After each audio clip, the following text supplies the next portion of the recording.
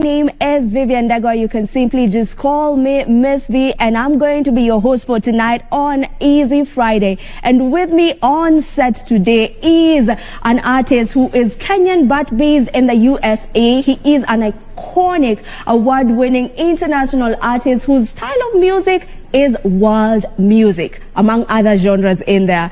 Kindly help me welcome in studio the one, the only, King Kanja. Hey. Whoop whoop whoop whoop. We have no audience. I know, don't worry. We can hear the yelling. How you doing, King Kanja? I'm great. I'm just happy to be, in the beautiful city of Nairobi. It's always good to be home, just to be amongst the people and just the vibes, and I'm inspired, and I've been in the studio just creating, so I'm happy. It's good to have you here, and I feel like I keep saying this with most artists, but I just have to say it because you really look nice. Oh, thank and you. And I love the hat. I feel like it just completes your entire look. Does it have a name? Thank you. I mean, the standard name for it is a kufi, but all my crowns are like, I call them crowns. They're originally made, shout out my designer. She's like amazing. This is my new set. I always make a new round of hats for every year.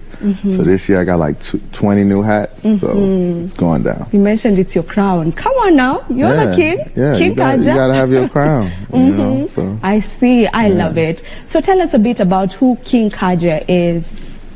Man, King Kanja is a businessman, an artist, a father. I became a father, my son is about a year and a year and 5 months. His name is Moses, a.k.a. Mosey, which means firstborn, and his mom is Somali, Somali Canadian, so he's East African to the core. That's been a highlight, And of course, I'm a musician. I own a record label.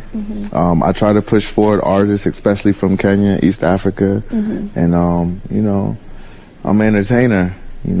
I work with nonprofits all over the world. I just try to make a world a better place and try to inspire through music. You mentioned that you just became a father. How is fatherhood taking you? Fatherhood is so different. It's so different, just watching him and then watching him watch me. It's very inspiring, Just a little guy, Just watching him grow up is a beautiful thing. So I'm proud. I'm proud to be a father. I'm looking forward to getting back to visit him in Toronto, Canada. And it's a beautiful thing. All right, we love to hear that. Now, you are a Kenyan. Yes. Right? But you were born in London and now are based in the USA. Yes. Tell us about that transition. Yeah, my parents moved to the US when I was about 4 or 5, and my younger brother, he's 2 years younger, he was about 3. And we've lived there ever since, but we would come to Kenya every summer. So, so I still speak Kikuyu with my show, And I'm actually going to see her in Gong. She's in Gong Town. And, it was a great... I saw the world from such a young age that it just helped keep my mind open. So after I finished uni, I just got into music. I got on BET my senior year at my university, Hampton University, and it just catapulted me into the music industry and led to my first meeting with Akon and Universal Motown, and I've been doing it ever since. Yeah. Speaking about you winning at the 109 Park? 106 and Park. 106 and Park, sorry. On BET. 106 and Park on BET. How was that like? And just winning, being in that whole competition and winning, the experience. I was the first African Kenyan to win anything on BET, and that was a historic moment, pinnacle point in my career, and I won with like 4 to 7 million viewers, and I was celebrated all around the world, and it was just a surreal experience, because I remember praying to God backstage in the BET office in New York, and I was like, if I win this, I will never stop. And I've never stopped. So. While in the competition, did you believe you could win? Or I know you mentioned that you talked to God and you were like, if I win this, but did you actually believe you're gonna get this? Like, was it something when you were getting into it, you were just... I'm very competitive, so I saw the other 2 artists I was competing against, and I was like, oh, I'm gonna destroy them. I used to be a basketball player, so that's where I got my competitive nature from. Being in a game, knowing how to win and how to feel how it feels to lose, and I just knew I was gonna win. I think it was just destined, and it just helped me catapult, representing Kenya even further. Yeah. Because on the screen it said from Nairobi, Kenya. Because a lot of Kenyans go abroad into the diaspora and start claiming like, oh, I'm from Maryland or I'm from New York. Or I've never ever said that. I've always said I'm from Kenya. So, yeah.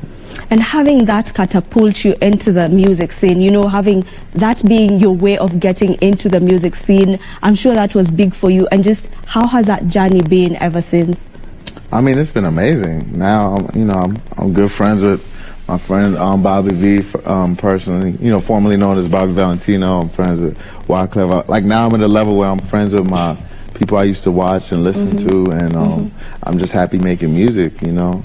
And I just did a song with Boutros last night, who has the hottest song in East Africa, Angela. Yeah. And we just did a crazy, crazy song last night. So I'm excited about that. You know, I just love doing anything East Africa. I feel like the West has been controlling the music scene as far as the Afro beats and stuff, and I just feel like it's our time. So, yeah.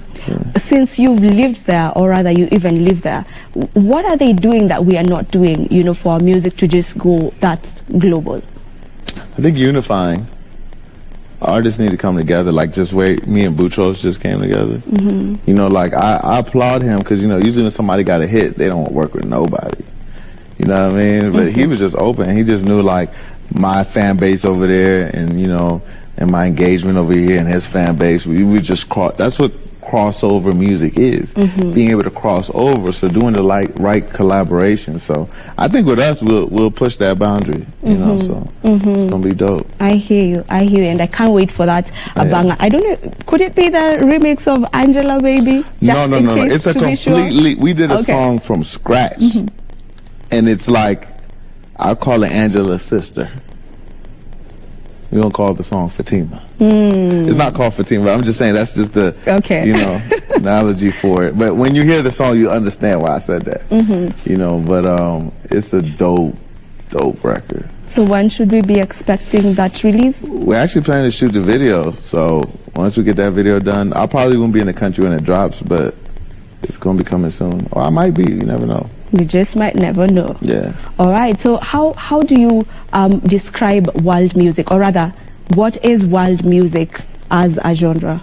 World music is music that hits not just where it came from, but everywhere around the world. And everybody, even if they don't understand it, can feel it and enjoy it. That's world music. But you also do some hip hop. Yeah, I started in hip hop. I do R&B, Afro beats, reggae. I'd heard somebody had written an article about me, said I was the first Kenyan to do a full grassroots reggae album. So I did the Vibrations reggae album. I have Nyanda on there from Brick and Lace on Different Vibration. It was just an amazing album. Shout out Gilly, Train 9 Records in Miami. You know, the Jamaicans, they're amazing, creative. So, you know, it's been dope. All right. So if there's it's a time where Afrobeat is really being embraced in the world, you know, and we actually have we're going to be having it on BET, the awards. Right, you know about that? Yeah. Like it's going to be part of the categories, that is in the BET. Do you feel like that is the way to go, and should we as Kenyans try to do more of such beats to get recognized as well? Or I mean, I think Kenya has its own sound. If you hear the Angela song, like it has very Kenyan, you know what I mean? So it's not necessarily like it has to be Afro beats. I think Afro beats is just the name that the genre has become. But you know, Afro beats has expanded to Afro pop, Afro fusion, you know, but we just have to be in amongst the conversation. But you know, it's in good hands. So we don't really need to go the Afrobeat way, because I'm feeling like most artists in the country right now are trying to go the Afrobeat way. Yeah, I mean, I'll just say, just keep it African, keep it Kenyan. The lyrics is what will make it Kenyan, and the artist. The music could be from anywhere, but it's the artist that makes it what it is. You know, so. What inspires your music? I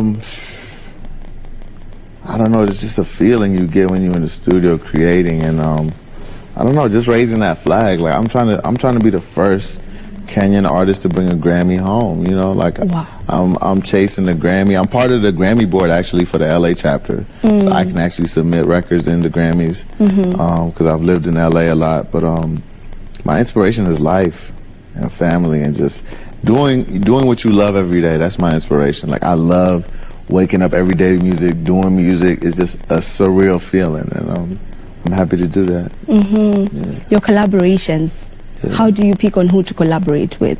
I honestly don't pick, it just happens. I'm a viber. You know, that's why one of my albums called Vibe Lord. I just create vibes and I attract it, law of attraction and manifestation. Like it just happens. So yeah. Speaking about albums, how many albums do you have out? I think I got 4 albums. You know, I got the Vibes EP, the Mashaki EP, Vibe Lord and the Vibrations, and then I got the Kanja album that I'm working on. You know, I'm just dropping singles right now. That's the next album. Then after that album, I got the Sovereign album. So I got a lot of different albums coming. I already know what, you know, then I have a Bloodline album. So I got a couple albums I'm about to drop. Yeah.